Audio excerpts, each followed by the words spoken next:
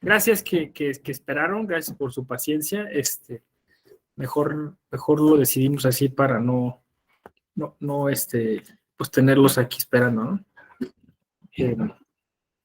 Venía en el tráfico ya casi desde que salí sabía que venía un retraso. Ya ven que Waze o Maps te dice, ¿no? Más o menos la predicción. Mejor la hacemos así. Bueno, entonces vamos a iniciar esta segunda sesión sobre fundamentos epistemológicos de los derechos humanos, en la misma tesitura que ayer lo hicimos. Con esto agotamos los temas de esta semana y a ver cómo se plantea la siguiente semana, ¿no? Fíjense que por la mañana, esas como sinergias y articulaciones que se dan, ¿no? Estuvo con nosotros en la tertulia un amigo, Jean Cadet Odimba. Igual pueden ver, se quedó grabada la participación de él, y él habló sobre el sistema de derechos humanos africanos, sobre el sistema africano de derechos humanos, ¿no? Pero justo antes de entrar al aire, le hicieron bastantes preguntas en torno pues a eso, ¿no? De hecho, una pregunta así un poco como, yo le dije capciosa, pero pues era una pregunta maliciosa, ¿no? ¿Existen los derechos? Y así fue la pregunta, ¿existen los derechos en África? Dije, pues esa es una pregunta capciosa, porque desde que, o sea, justo yo pensé en ustedes, porque dije, esta es una pregunta propiamente de epistemología, ¿no? O sea, ¿qué te refieres con que existen, no? ¿Existen dónde, cómo, por qué? Y bueno, más o menos él respondió diciendo, si te refieres a una postura concreta en la cual las personas tienen derechos, ¿no? Pues sí existen en tanto que existen personas en África, ¿no? Si hay personas, pues esas personas tienen derechos. Ahora, si tú te refieres, él lo puso en términos de lo siguiente, si tú te refieres a la garantía de esos derechos, entonces ahí es donde podríamos problematizar, ¿no? O sea, si existen las garantías para que esos derechos existan y si esas garantías son adecuadas. Curiosamente, yo había leído en la mañana un texto que me había llamado mucho la atención el nombre. El texto, ahorita se los menciono el autor y todo, se llama Si usted quiere una garantía, compre una tostadora, acerca del punitivismo de lesa humanidad del doctor Andrés Rosler, ¿no? Entonces yo pues un poco bromeé con Jean Cadet y le dije, ve el texto, ves el título de este texto, que está haciendo referencia pues justo a lo que tú estás mencionando, ¿no? Y ya él también un poco ahondó sobre el concepto de garantía, que pues podemos de alguna manera entender que está siendo irónico este autor Andrés Rosler, pues justo problematizando en cuanto a que lo dijo Jean Cadet, ¿no? O sea, hay un nivel hermenéutico, lo llamó él, ¿no? Bueno, más bien, él lo describió y yo le llamé nivel hermenéutico. O sea, hay un momento en la aproximación epistemológica a los derechos humanos en la cual no puedes complicar las cosas, es decir, se tienen que entender así, como una cosa intrínseca para las personas. Pero ahí creo que es la cuestión como peligrosa que ayer estábamos discutiendo, ¿no? O sea, yo le comenté, porque él dijo, es que el asunto de la materialización de los derechos, el asunto de la garantía sobre los derechos, pues es un asunto que podríamos denominar, él dijo que podríamos denominar político, es un momento político, no es un asunto del derecho. O sea, básicamente lo que estaba diciendo es que al derecho le toca como la posición cómoda, decir, estos son los derechos, ¿no? Y a la política, a los políticos, les toca, aquí están las garantías y estos son los mecanismos para implementarlos, ¿no? Entonces, ya había yo escuchado un poco esa posición que se atribuye a un tipo de filosofía que se denomina analítica, y que es una posición pues cómoda, ¿no? Porque entonces la ciencia jurídica no se responsabiliza por la poca eficacia o falencia de los derechos, ¿no? Entonces yo nada más complementé diciéndole a Jan Cadet que quizá ese era el problema, ¿no? O sea, que puesto que se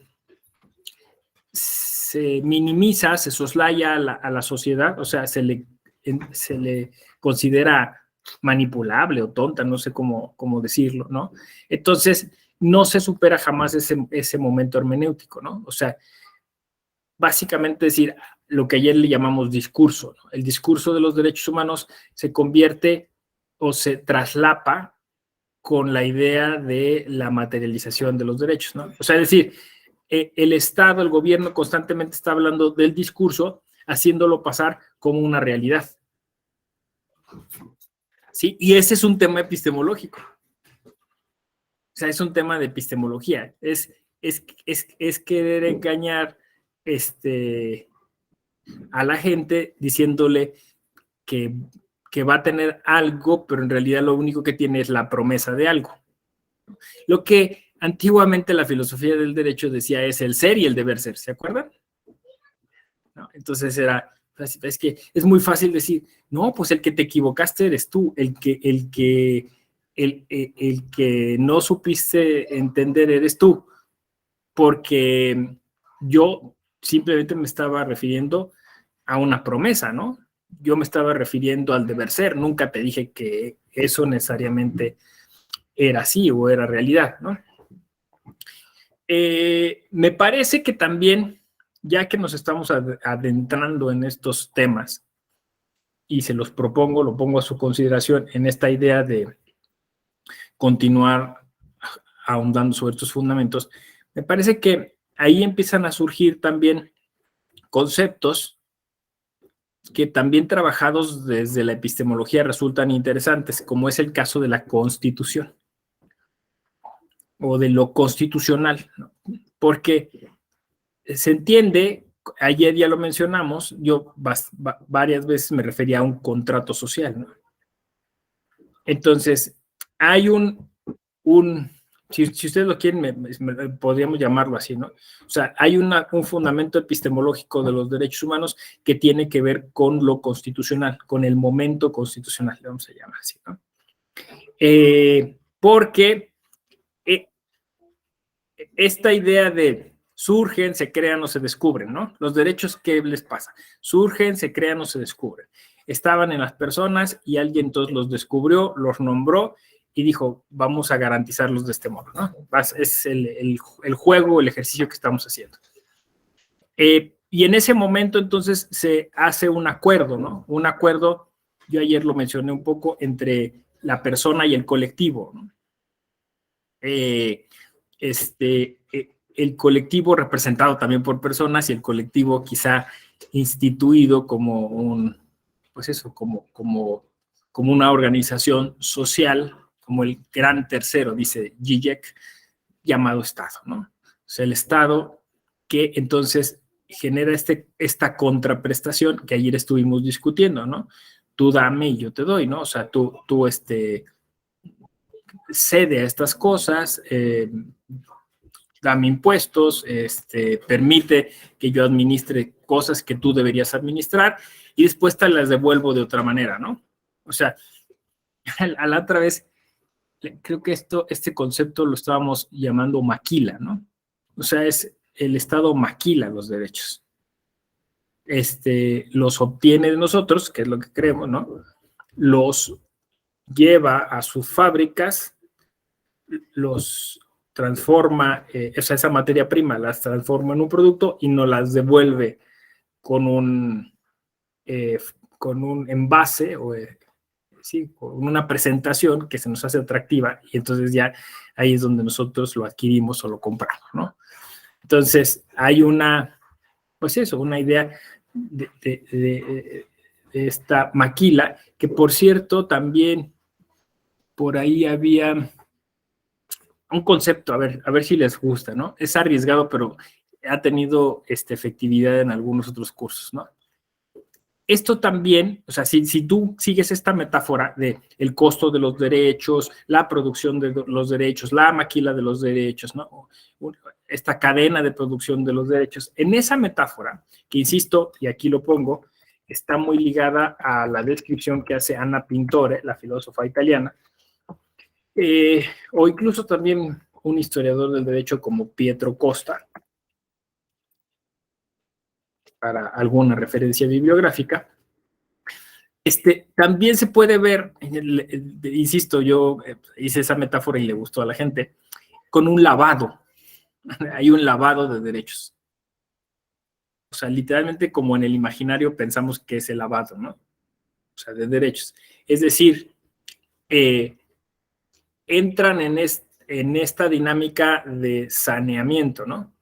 O sea, nosotros insisto, estaban con nosotros, pero entran al Estado, se lavan y luego salen hacia donde el Estado los necesita colocar. Entonces, también se puede ver de esta manera, ¿no?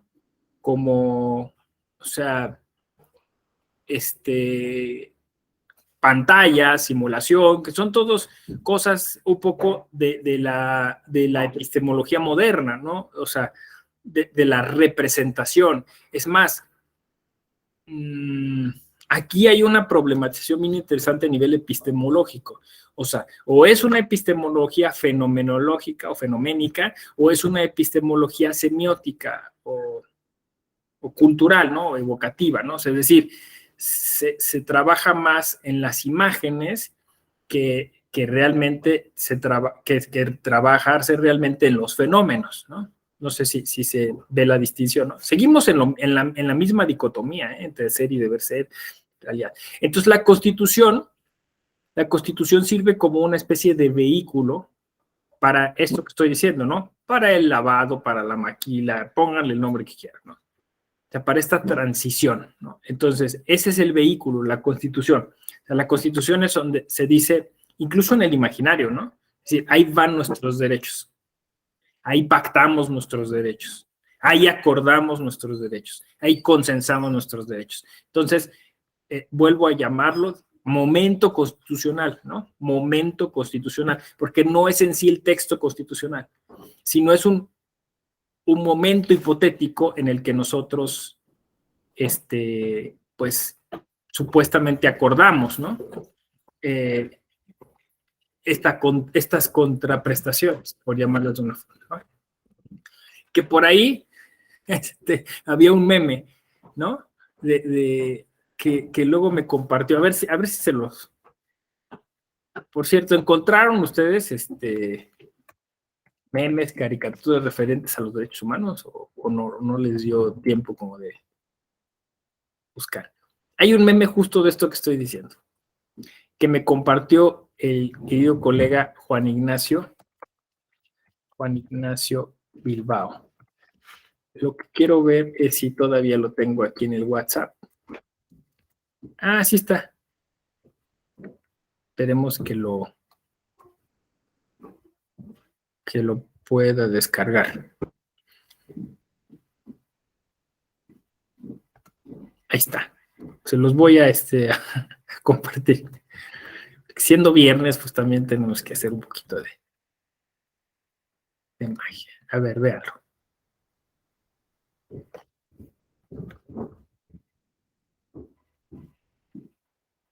¿Sí? ¿Ya se ve?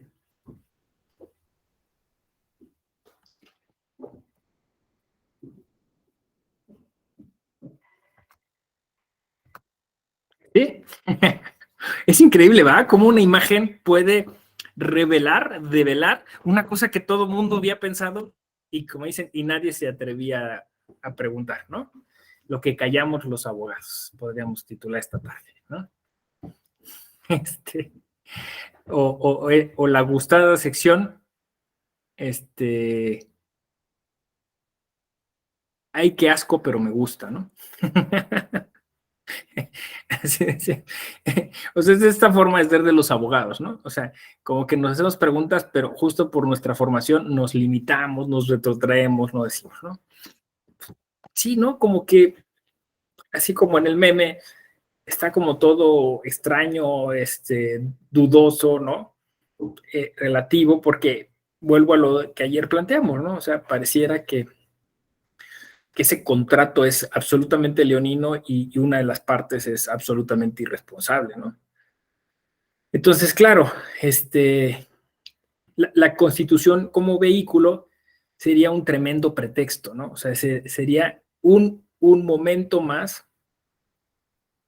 A ver si logramos estructurar esto.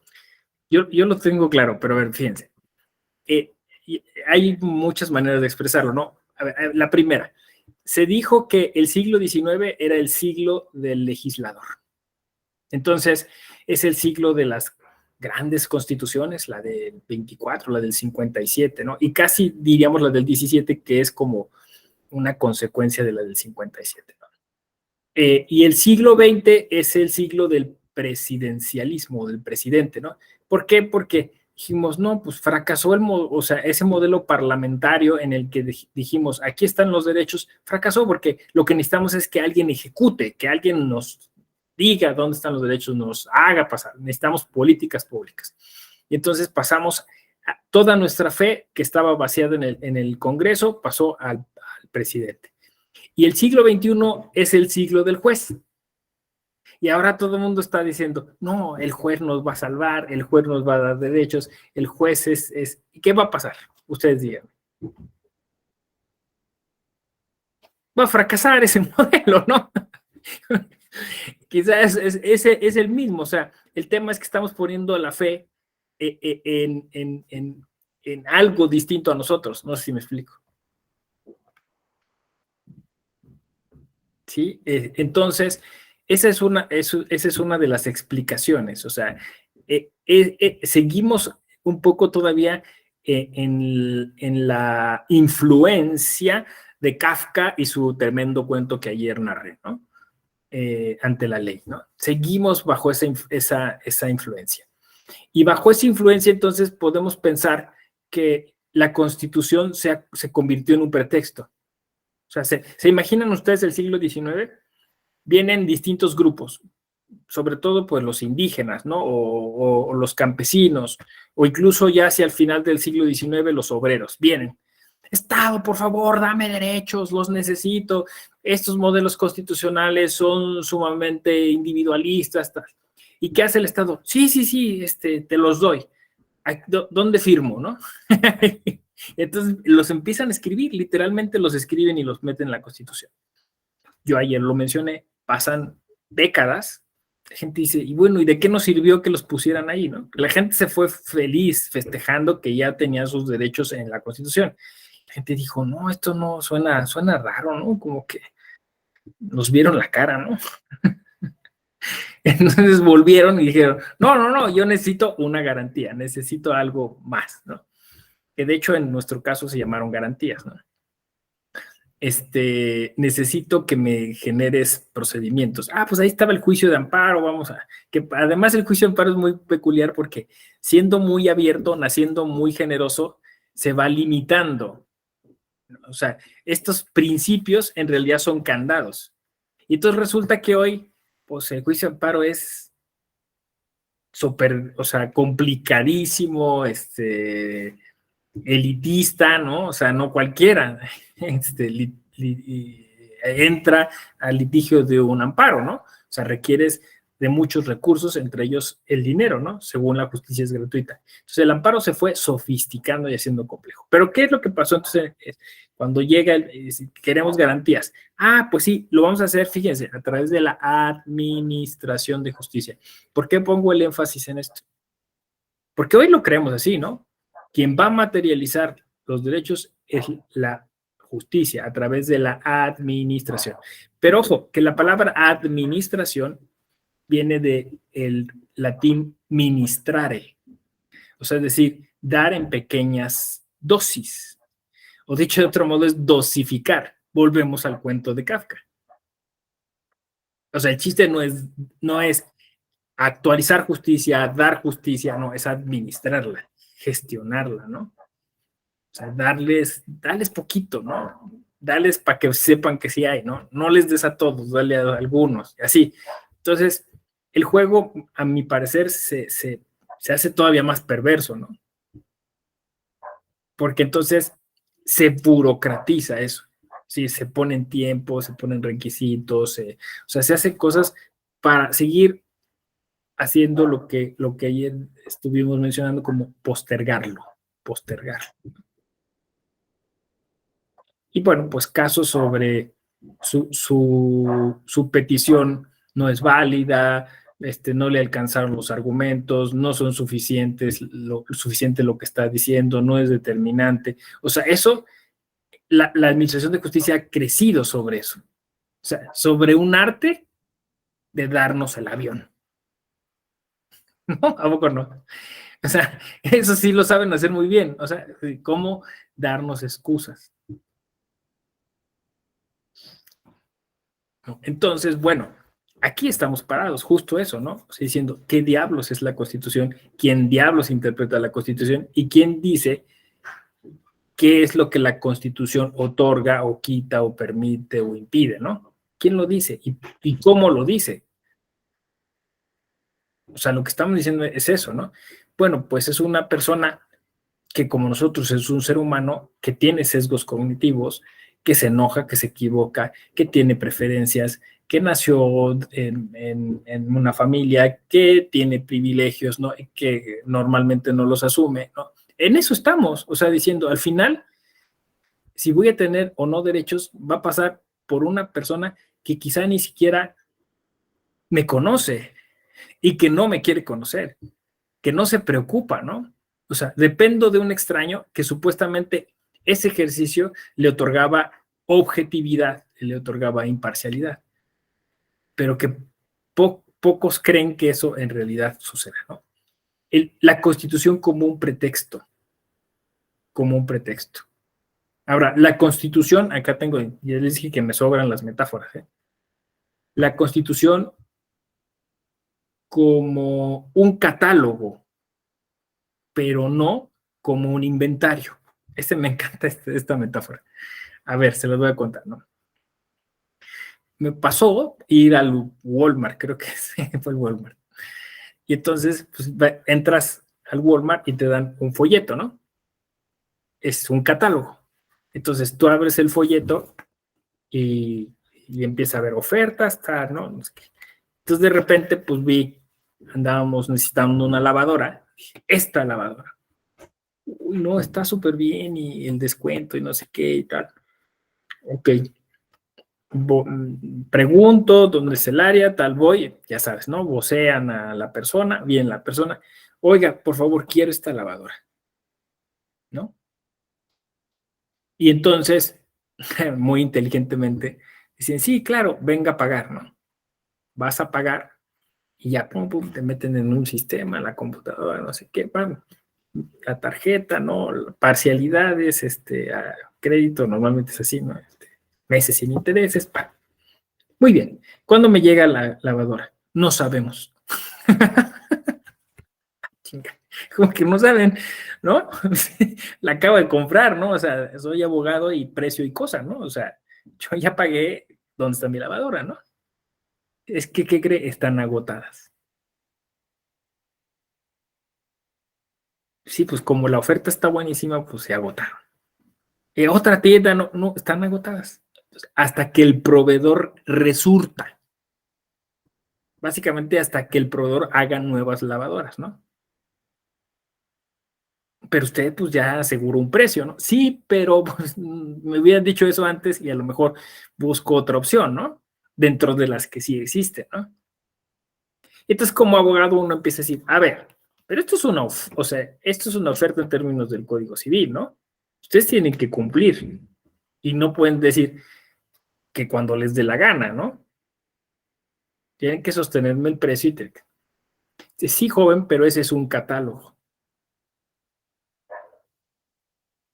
¿Sí? Sí, más o menos.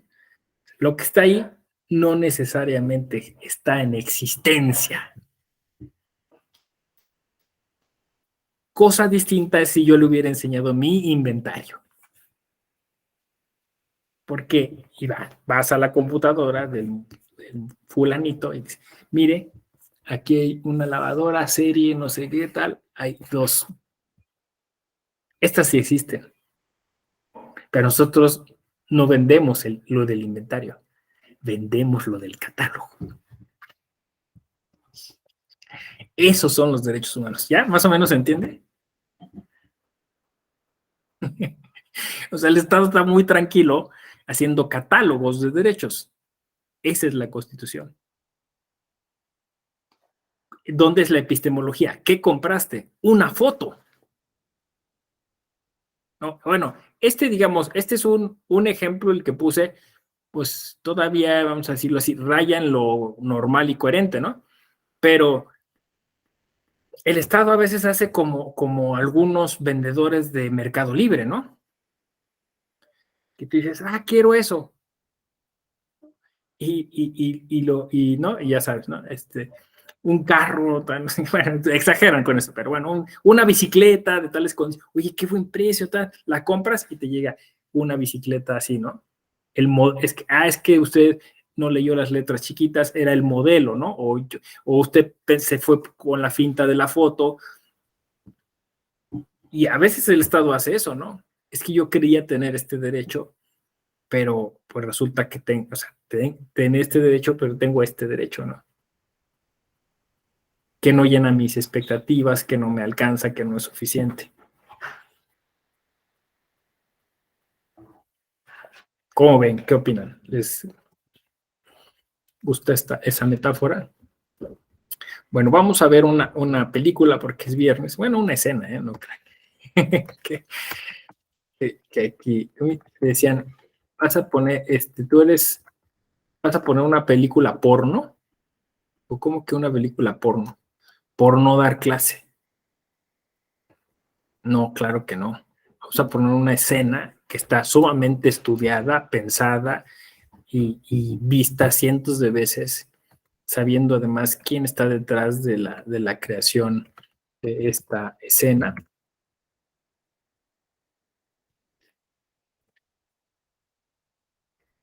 A ver si se alcanza a escuchar, porque hay una de estas escenas que está muy, muy bajita.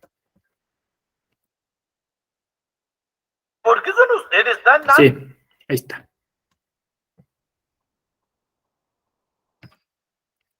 Bueno, entonces se las comparto ahora mismo.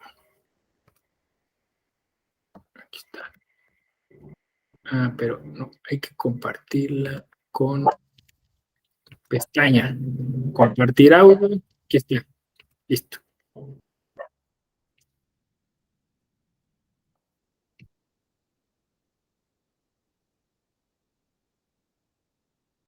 ¿Por qué son ustedes tan antidictadores? Imagínense que América fuera una dictadura. Podrían hacer que un 1% de la población tuviese todas las riquezas de la nación. Podrían ayudar a que sus amigos ricos lo fueran aún más reduciendo sus impuestos y sacándoles del apuro cuando apostaran y perdieran. Podrían ignorar las necesidades de los pobres en salud y educación. Torturar a prisioneros extranjeros. Podrían manipular las elecciones. Podrían mentir sobre por qué van a una guerra. Ya sé que para los americanos resulta difícil de imaginar, pero por favor inténtenlo.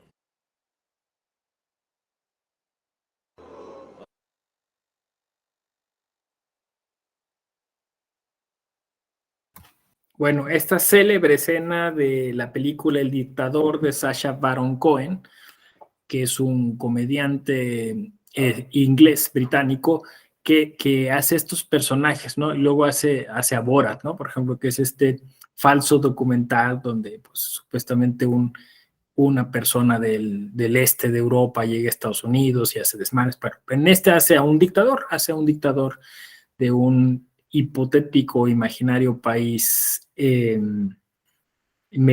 oriental, ¿no? Bueno, árabe, ¿no?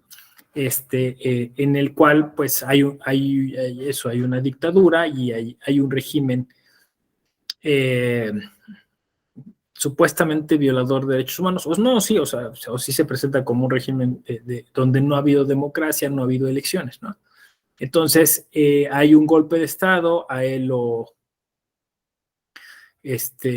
lo quita de en medio su tío, ¿no? Y pone lo suplanta por una persona que se parece a él. Entonces se tiene que exiliar en Estados Unidos. Entonces el tío lo que está haciendo es supuestamente proponer una transición democrática, ¿no? Entonces ese país va a tener una constitución y en una especie de reunión de la Organización de Naciones Unidas en Estados Unidos, ahí esa constitución se va a dar a conocer al mundo y ya va a haber, pues, supuestamente democracia y derechos, ¿no? Entonces, digamos, el verdadero presidente, bueno, dictador, quiere evitar que eso suceda, y entonces por eso da este discurso que resulta muy curioso, ¿no? Porque es un discurso paradójico, ¿no? O sea, él empieza a describir una dictadura y en realidad está describiendo el sistema norteamericano, ¿no?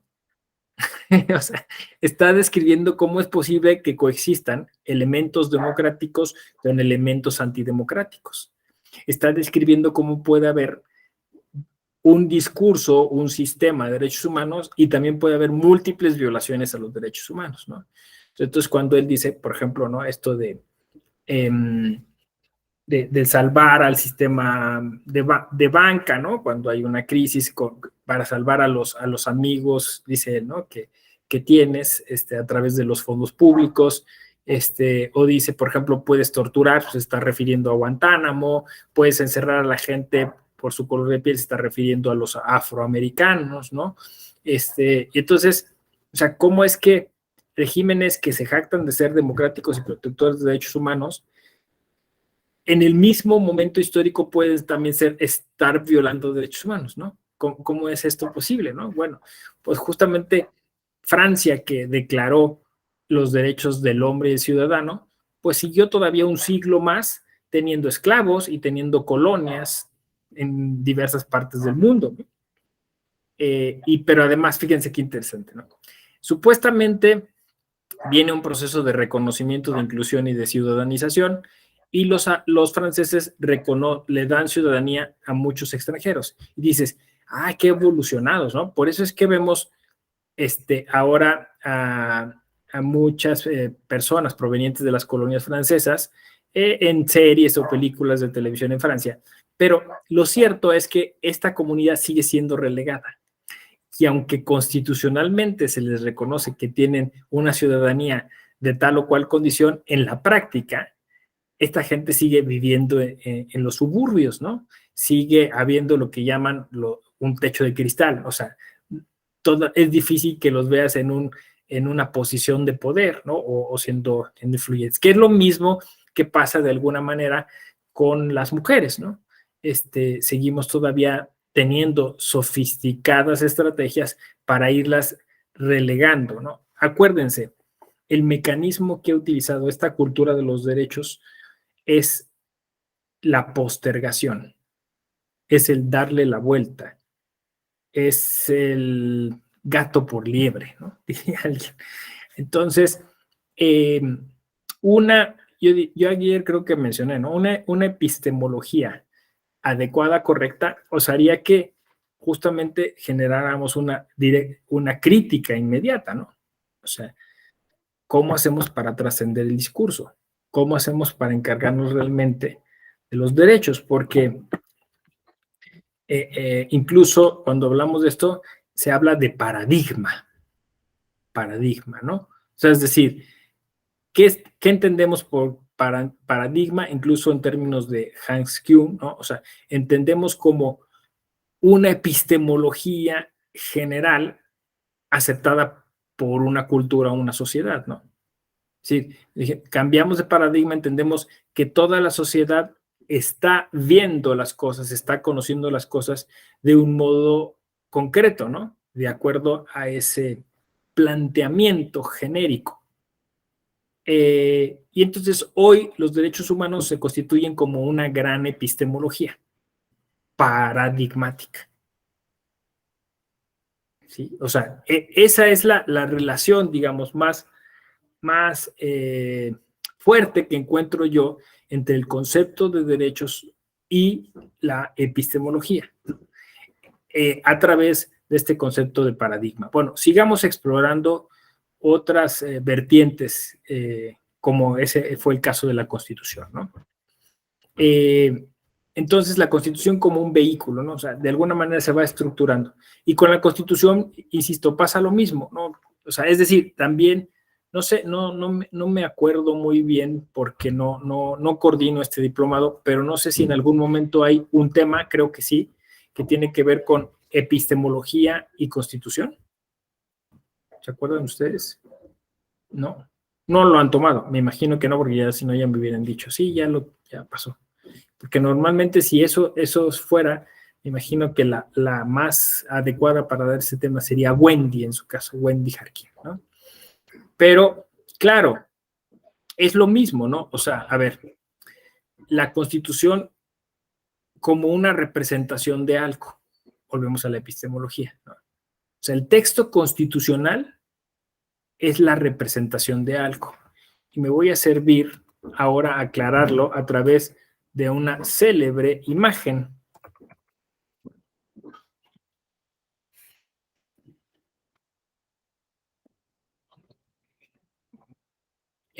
Que ahora mismo voy a compartir con ustedes. Que pues es viernes, ¿no? Entonces también hay que usar estos elementos. École.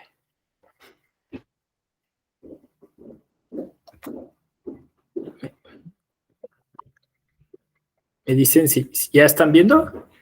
¿Sí?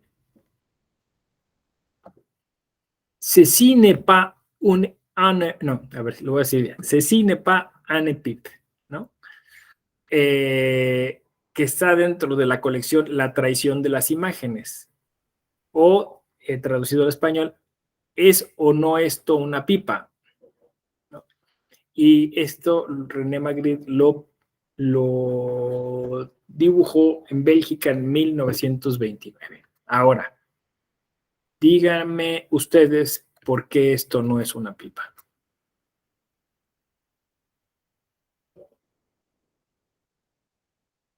A ver, ¿quién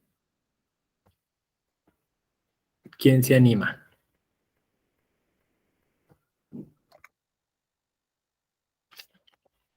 ¿Por qué no es una pipa? Delfino, Dante, Jorge, Hazael. Delfino, tú, porque tú eres el primero. No sé por qué en mi pantalla es el primero. ¿Por qué no es una pipa? No, todavía no alcanzo a comprenderlo todavía. Entonces pasas, ¿no? Me dicen, paso. Jorge Derio, ¿por qué no es una pipa? No, perdón, estoy igual aquí que el compañero Delfino, no. Ok, paso también, ¿no? Paso sin ver, dice. Cenepap Anepip. Dante, te toca, ¿por qué no es una pipa? ¿Ese es un lance? Pues más bien la pregunta es ¿por qué no podría ser una pipa? ¿Por qué no habría de ser una pipa? Si parece totalmente una pipa. Ok, entonces tú la reviras, ¿no? Y dices, pues a mí me parece que sí es una pipa, ¿no? Ajá, o ¿por qué no habría de ser una pipa? Ajá, exacto. ¿Por qué la pregunta, no? Parece una pregunta insulsa, ¿no? Hazael. Es una pipa. Eco, sí, muy bien. Oye, no te vaya a llegar el huracán, ¿eh? Ahí donde estás. Veo mucha tranquilidad en ese mar, pero siento que puede en algún momento llegar el huracán. Se los voy a decir por qué, ¿no? Delfino, a ver, anímate a decir. Creo que atendiendo al ejemplo, acabo de comprender que atendiendo al ejemplo que nos dio de Walmart, creo que no es una pipa porque es una imagen, no está materializado. Ahí está. Exacto. Exacto, no es una pipa, es el dibujo de una pipa. Así es. Por eso no es una pipa. ¿No? Ahora, aquí este es lo sutil de todo, ¿no? Esa es la epistemología. A ver, muchachos, ¿no? La Constitución no es una Constitución. ¿Por qué? Epistemólogos, díganme. O sea, el librito, ¿no? Por decirlo de una forma. O sea, podemos decir lo mismo, ¿no? O sea, en términos de Magritte. Esto no es una Constitución. Es la representación de una Constitución. Y aquí, o sea, quiero así, puf, que les vuele la cabeza. Claro. O sea, es lo mismo. O sea, es alguien representando algo. O sea, Magritte tuvo que ver una pipa en algún momento. Y después, a través de su cabeza, de su imaginación, hace esta traslación, ¿no? Pero claro, esto es lo interesante porque además, bueno, en las lenguas romance, pipa tiene sentido, pero a lo mejor parece una pipa, pero vamos a suponer, el señor la usa para otra cosa, ¿no? Es un pisapapeles. O con esto lo destapo y me tomo un tecito, ¿no? Un mate, ¿no? Porque parece una pipa lo que usas para tomarte el mate, ¿no? O sea, digo, problematizando. Pero lo cierto es que eso en concreto no es el objeto. Ahora les pregunto, esto está más complicado, ¿no? Si lo que está representado, porque está representado a través de signos gráficos, palabras que componen oraciones, oraciones que componen párrafos, párrafos que leídos de una forma significan algo, que se agrupan en artículos, artículos en capítulos. A ver si me van siguiendo. Pero eso no es la Constitución. Entonces, ¿qué es la Constitución?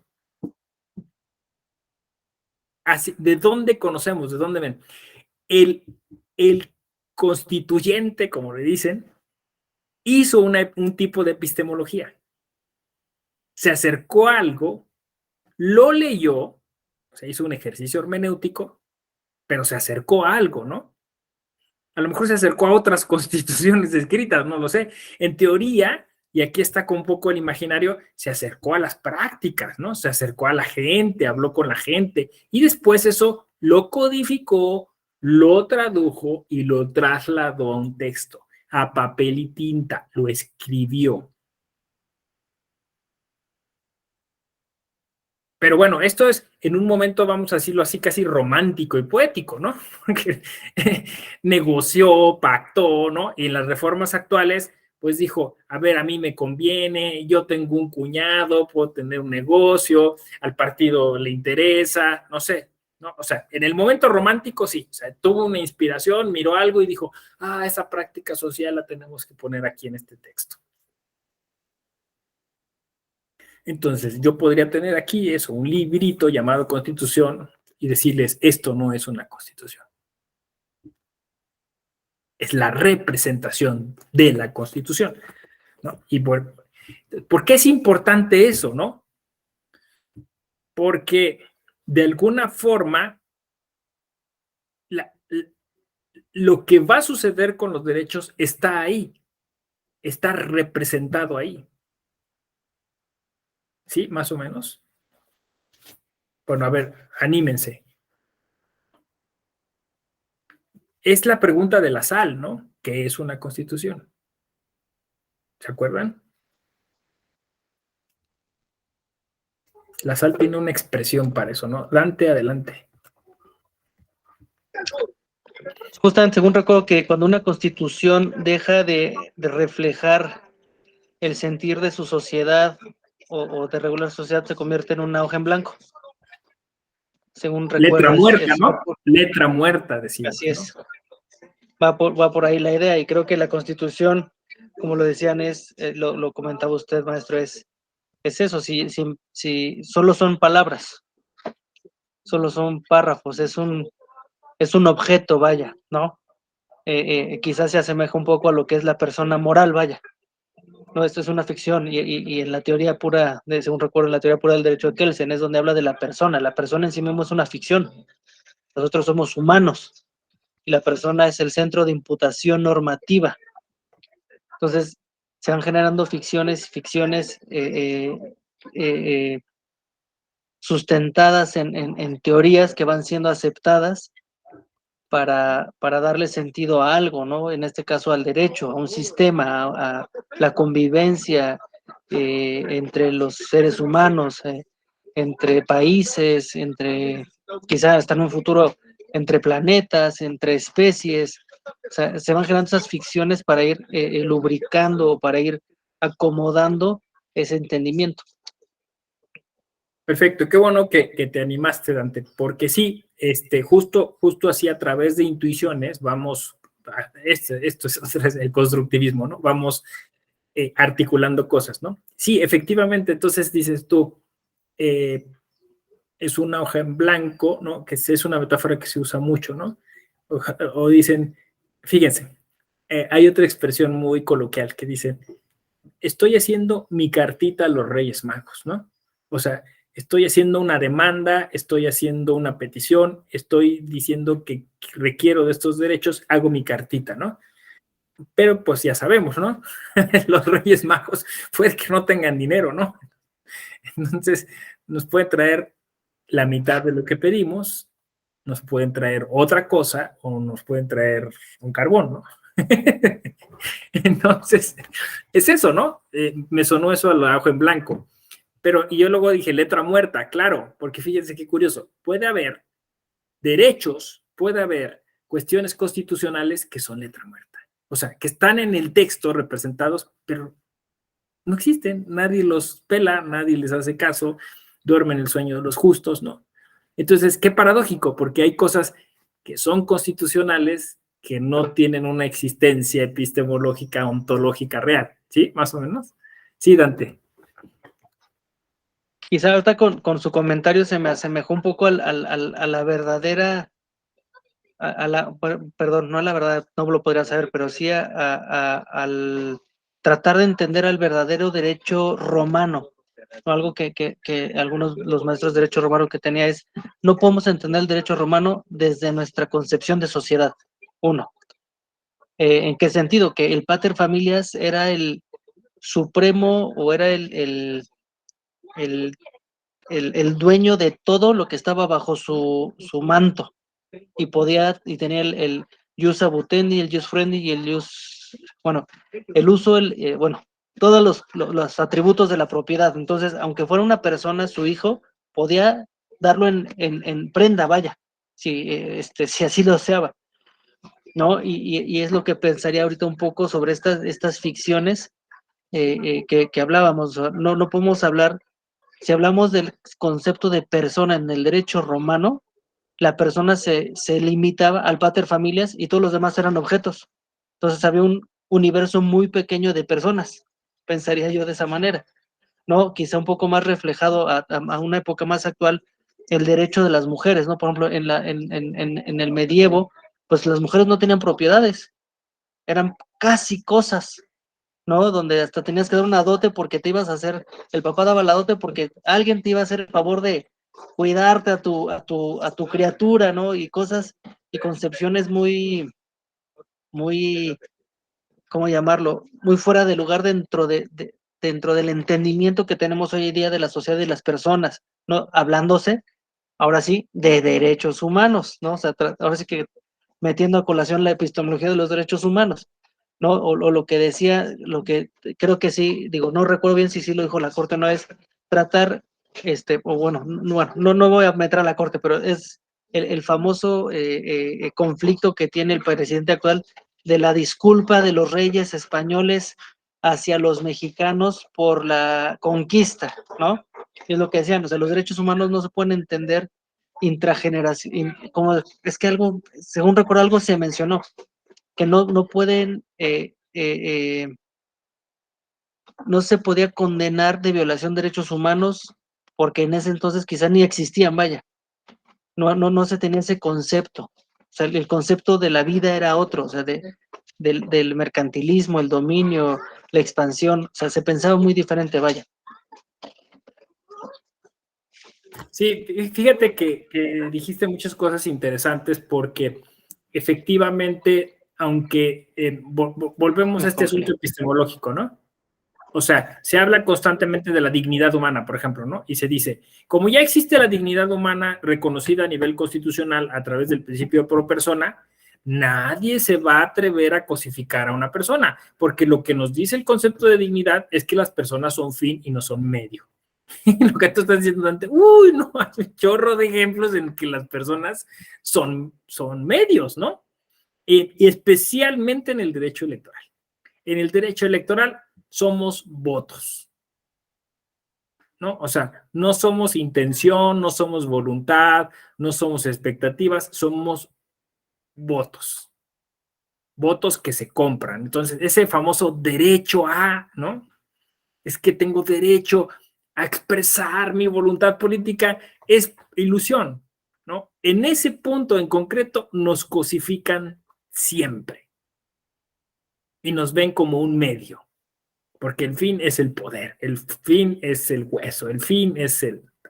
Y toda la infraestructura del derecho electoral destinada para los derechos político-electorales se vuelve esto, se vuelve una infraestructura para justificar la cosificación de millones de personas.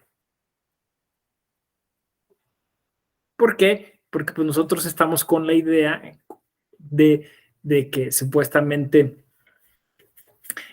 se nos respeta y se nos conceden cosas, cuando pues en realidad la fuerza está en lo horizontal, no en esta relación vertical, ¿no? Entonces ahí, por ejemplo, eso es un caso, ¿no? Pero sí, justamente en la mañana dijiste otra cosa sobre el derecho romano, también Odimba, Jan Cadet Odimba citó el derecho romano y dijo, es que con los derechos pasa eso, pasa como en el derecho civil. Hay cosas que usas, otras cosas de las que disfrutas, ¿no? De las que gozas, y entonces hay diversas concepciones sobre los derechos que tiene que ver exactamente con lo epistemológico, ¿no? O sea, hay cosas que son libertades, hay cosas que se materializan en un bien común, ¿no? Y hay otras en las que simplemente es que nadie te interrumpa o irrumpa en tu espacio, ¿no? Pero pues ahí justo es donde es el asunto, ¿no? Yo decía, ahí es como unos, si todos, o sea, esta voracidad nos lleva a concebirnos como unos Pac-Man que van comiendo estas bolitas, ¿no? Hasta que no se encuentran con un fantasma. Pues eso pasa, ¿no? O sea, no a todos se les da a distinguir lo que tienen delante y posiblemente algunos Pac-Man devoren otros Pac-Man, ¿no? O sea, es decir, los derechos, esta postura egoísta a la que ayer nos referimos, eventualmente esa postura egoísta nos puede llevar a un cierto tipo como de canibalismo jurídico, ¿no? O sea, donde unos se devoran a otros, ¿no? Y insisto, pasa muchas veces, los partidos políticos terminan devorándonos. Por eso creo que intuimos que había una esperanza en las candidaturas independientes, porque era una forma distinta de ejercer nuestro derecho a votar y ser votados, ¿no? Que igual terminó siendo cooptada esa figura, pero justo por eso estamos como tirando siempre hacia esta idea de reconocimiento, ¿no? De respeto, de entender los derechos también en términos epistemológicos como contrapesos, como resistencias, como escudos, como barreras, ¿no? Contra ese poder siempre creciente y siempre cada vez más ambicioso y cada vez más expansivo, ¿no? Pero no sé si, como estamos diciendo aquí, de alguna forma esa visión termina un poco siendo hasta romántica, ¿no?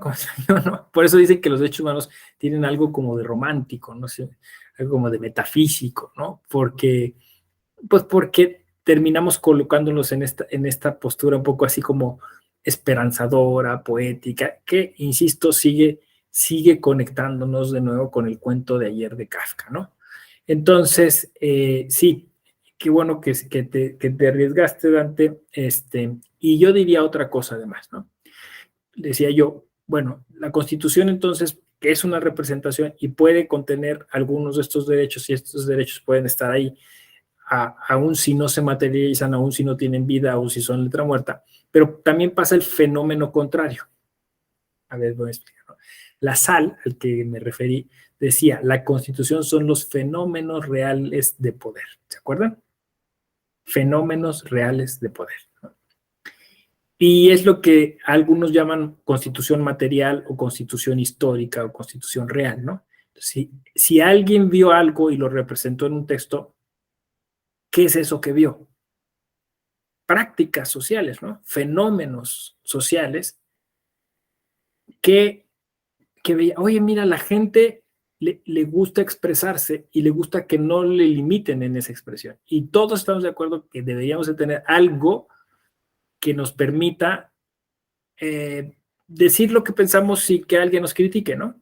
¿A poco no? Entonces, eso dice alguien, eso podría ser un derecho. Y otra vez volvemos al planteamiento epistemológico. ¿En ese momento se creó o se descubrió? ¿No? Pues alguien podría decir, como Norberto Bobbio dice, no importa, ¿no? O sea, el chiste es que exista, el chiste es que esté ahí. Pero lo cierto es que entonces alguien lo vio y lo representó, lo escribió, lo describió, lo explicó. Y eso pues tiene que ver con una capacidad epistemológica, ¿no? Porque entonces eso quiere decir que posiblemente existan derechos, fíjense lo que voy a decir, va a ser lo más radical que van a escuchar en esta semana. Puede ser que existan derechos fuera de la Constitución. Y de hecho existieron mucho tiempo, por ejemplo, los derechos indígenas. La Constitución no los reconocía, pero existían. Incluso se garantizaban socialmente entre ellos. En algún momento los reconoció. ¿Se acuerdan de toda esa discusión de la Constitución debe decir si los otorga o los reconoce? Da lo mismo, es un eufemismo. No sé si me explico. El tema más bien es de índole epistemológica. Los estás reconociendo, es decir, los estás mirando y los estás graficando, los estás diagnosticando adecuadamente, los estás trasladando y representando de una manera correcta. Esa, me parece, es la pregunta correcta.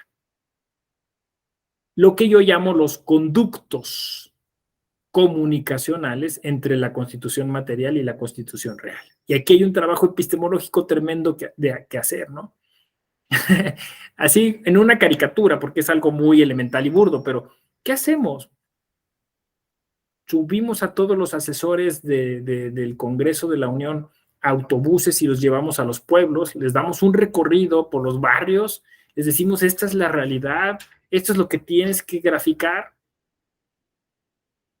¿Qué hacemos? Metemos a los secretarios de estudio y cuenta igualmente, ¿no? En autobuses y los llevamos para que vean cuál es la realidad. O sea, urge eso. Yo diría, a tu teoría de los derechos humanos, a tu teoría constitucional, le falta barrio. ¿Ven? Es eso. Le falta el fenómeno, le falta la práctica social, le falta la realidad. Y eso se puede hacer desde una plataforma como esta llamada epistemología jurídica, ¿no? Epistemología. ¿Cómo ven? ¿Les gusta ese planteamiento? Sí. Muy bien. Miren, es viernes, el cuerpo lo sabe, no hay que abusar. Yo creo que aquí le podríamos ir dejando. Creo que se desahogaron la mayoría de los temas que yo traía en la cabeza. Obviamente hay muchas otras cosas que se podrían decir.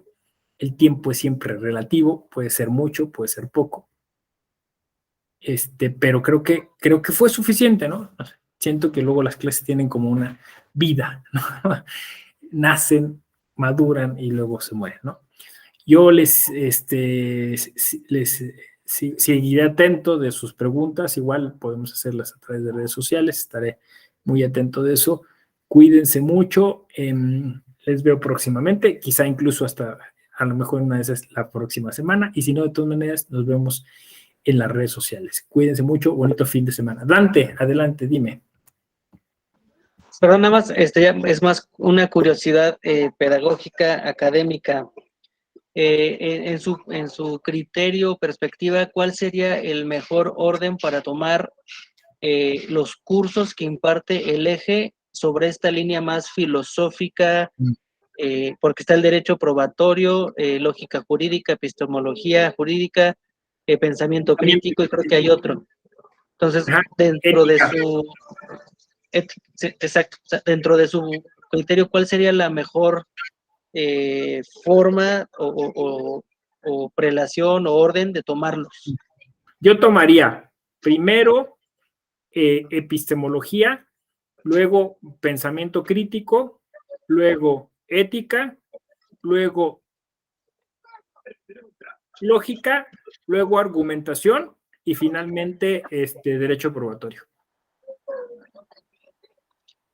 Le agradezco mucho, es que como para las y los abogados del despacho, digo, les he recomendado mucho los cursos del eje, luego se nos complica mucho porque los horarios es a la mitad de los horarios de audiencia, a las 11, de 11 a 1, pero sí quisiera ir viendo la forma de que pues los compañeros y bueno, y los subalternos tomaran los cursos y sí, bueno, de la forma más amigable posible. Entonces, quizás es lo que yo pensaba. Por ejemplo, el primer curso que yo tomé fue Derecho Probatorio, y sí empecé a tener muchos vacíos, que decía, es que esto me suena, pero no me acuerdo de dónde es, ¿no? Y justamente ahorita que estoy tomando el curso de epistemología, pues muchas de esas ideas se van cuadrando. O sea, como es, es cierto. No, o sea, va teniendo una lógica o se empieza a cuadrar más. Entonces, por eso mi pregunta, y le agradezco mucho la respuesta. Sí, no, pues digo, esa es como yo lo haría, ¿no? Tiene así más sentido, ¿no? Y pues igual no pasa nada, ¿no? Dicen, el orden de los factores no altera el producto, pero, o sea, ya tú luego lo empiezas a cuadrar, pero creo que esa línea que propuse sería la más idónea. Muchas gracias. No, de nada. Pues bonito fin de semana, cuídense, nos vemos, gracias. Hasta Buenas luego. noches, buen fin de semana a todos. Hasta luego. Gracias, Alejandro. Don Alejandro Galván.